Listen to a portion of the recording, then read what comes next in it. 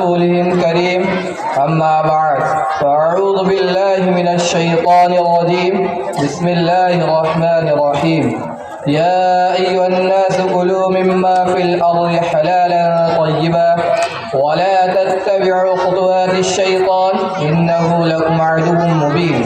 وقال النبي صلى الله عليه وسلم يأتي على الناس زمان لا يبالي المرء ما أحد أم الحلال أم من الحرام. صدق اللہ العظیم وصدق رسول النبی الکریم. سامعین کرام، اسلام میں سود اور ربا کی حرمت کوئی مخفی چیز نہیں ہے، ہر کس و ناقد اس سے واقف ہے کہ بلکہ جو مسلمان کسی مسلمان گھرانے میں پیدا ہوا ہو وہ اتنا ضرور جانتا ہوگا کہ اسلام نے سود اور رشوت کو حرام قرار کر دیا اور بیع کو حلال قرار کر دیا. احل اللہ البیع وحرم الربا.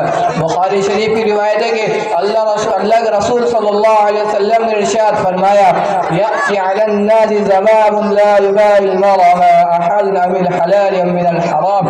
کہ میرے امت کے لوگوں پر ایسا زمانہ بھی آئے گا کہ لوگ اس بات کی پرواہ نہیں کریں گے کہ مال کو حلال طریقے سے کسب کیا یا حرام طریقے سے کیا. وقال النبی صلی اللہ علیہ وسلم امر لی 70 جزءا ایسرها ينكح الرجل امه. کہ ربا کے 70 درجے ہیں، اس میں سے سب سے ہلکا درجہ یہ ہے کہ انسان اپنی ماں کے ساتھ زنا کرے، نعوذ باللہ. انہیں اپنے عباس رضی اللہ تعالی عنہما قال رسول اللہ صلی اللہ علیہ وسلم اذا ظهر الزنا والربا في قرية احلوا بانفسهم عذاب الله.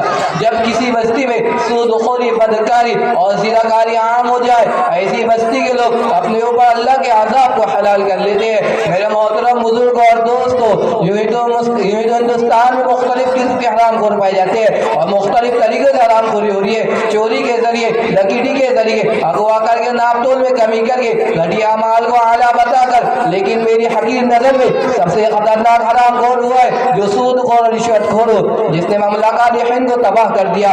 وزیر اعلیٰ سے لے کر چپراسی تک رشوت خوری میں مبتلا ہے. قانون چند پیسوں میں بک رہا ہے. بے گناہوں کو مجرم و بے گناہ ثابت کیا جا رہا ہے. گویا کہ ہم رشوت کی مہربانی سے اب رشوت دے کر انسان کا ناحق خون پا سکتے ہیں، ان کے مستقبل سے کھیل سکتے ہیں، ان کے صلاحیتوں کو تباہ کر سکتے ہیں. رشوت دے کر قانون کو خرید سکتے ہیں، جھوٹے گواہوں کا انتظام کر سکتے ہیں، زمین و مکانات پر ناجائز قبضہ کر سکتے ہیں، امتحانات میں اعلیٰ نمبر سے پاس ہو سکتے ہیں. اب رشوت کی مہربانی سے اپنے تمام جرائم پر خوشنما پردہ ڈال سکتے ہیں. آج کل چلتا ہے یوں ہی کاروبار، زندگی جرم کر کے پھنس گئے تو گھوس دے کر چھوڑ دیا.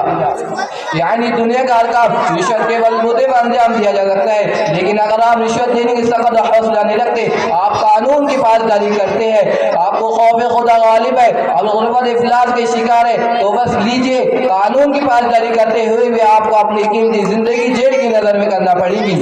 چند دنوں پہلے اخبار میں خبر شائع ہوئی تھی کہ ایک بے گناہ شخص کو آوارہ گردی کے الزام میں جیل خانے میں ڈال دیا گیا تھا. آج اس کی ضمانت ہوئی. جب اس کو داخل کیا گیا تھا وہ نوجوان تھا، آج اس کو نکالا گیا تو اس کی کمر بھی خم ہو چکی تھی، اس کے بال بھی سفید ہو چکے تھے. وہ اپنے ماضی پر شرمندہ اور اپنے مستقبل سے مایوس ہو چکا تھا کیونکہ اس کے بعد رشوت دینے کی سخت نہیں تھی. اس لیے اس کو اپنی زندگی کے 50 سال جیل کی نظر میں کرنا پڑے. وہ رشوت کھانے والوں، لعنت ہو تمہاری زندگی پر، تمہاری طرز عمل پر کہ تم نے نہ جانے کتنے نوجوانوں کی نوجوانی کو تباہ کر دیا، نہ جانے کتنے گھروں کو اجاڑ دیا، نہ جانے کتنے بہنوں سے ان کے بھائیوں کو جدا کر دیا، نہ جانے کتنی ماؤں سے ان کے بیٹوں کو جدا کر دیا، نہ جانے کتنی بیویوں سے ان کو شوہر کو چھین لیا. تم نے محض اپنی ہوشیاری کی خاطر کتنے بے گناہوں کو کتنے مجرموں بے گناہ ثابت کر دیا. ظالموں، لعنت ہو تمہاری زندگی پر کہ تم نے قانون کے ساتھ غداری کی. تم ہندوستان کے بدترین دشمن ہو. تمہارا جرم ناقابل معافی ہے. تم سے ہندوستان کے غدار نہیں ہو بلکہ تم مجرموں کے خون کو چوس رہے ہو اور کہہ رہے ہو کہ غریبوں کو ہندوستان میں جینے کا حق نہیں ہے. اگر جینا چاہتے ہیں تو رشوت دے کر ہمارے پیٹ کے جہنم کو بھرنا پڑے گا. مون رشوت خور کتوں اور خاکی وردی والے اور پولیس کمشنروں اور یہ کالج اور یونیورسٹی کے پروفیسر سے پوچھنا چاہتا ہوں کہ جب ہندوستان میں قانون بن رہا تھا، یہ ڈاکٹر امبیڈکر یہ قانون بنا رہا تھا تو یہ کیا پاس ہو گیا تھا کہ ہندوستان میں غریبوں کو جینے کا حق نہیں ہے؟ کیا یہ پاس ہوا تھا کہ مالدار عہدیدار عوام کے پیٹ پر لات مار سکتے ہیں؟ اگر ایسا نہیں ہے تو یہ نعرے کیوں لگائے جاتے ہیں کہ ہندوستان میں غریبوں کو جینے کا حق نہیں ہے؟ مجھے شرم آ رہی ہے کہ کہتے ہوئے اس طرح کے نعرے لگانے والے، مطالبات کرنے والے محض غیر مسلم ہی نہیں بلکہ مسلمان عہدیدار بھی اس لعنت میں پورے طور پر شامل ہیں۔ میں اپنے تمام مسلمان عہدیدار اور خصوصاً فیکٹری چلانے والے اور بزنس کرنے والوں سے اپیل کروں گا کہ وہ رشوت کی لین دین کو ختم کرے، سود و خوری کو ترک کرے، اپنے معاملات شرعی حدود کے دائرے میں انجام دیتے ہوئے اسلامی قوانین کی پاسداری کرے۔ اللہ تمام مسلمانوں کو عمل کی توفیق عطا فرمائے۔ یا رب عمل خیر کی توفیق عطا کر، اے خیر کے طالب راہ صدیق عطا کر، طویل عمر درکار اس کے پڑھنے کو، اور آخر مختصر میں نہیں ہونا عالم البلاغ۔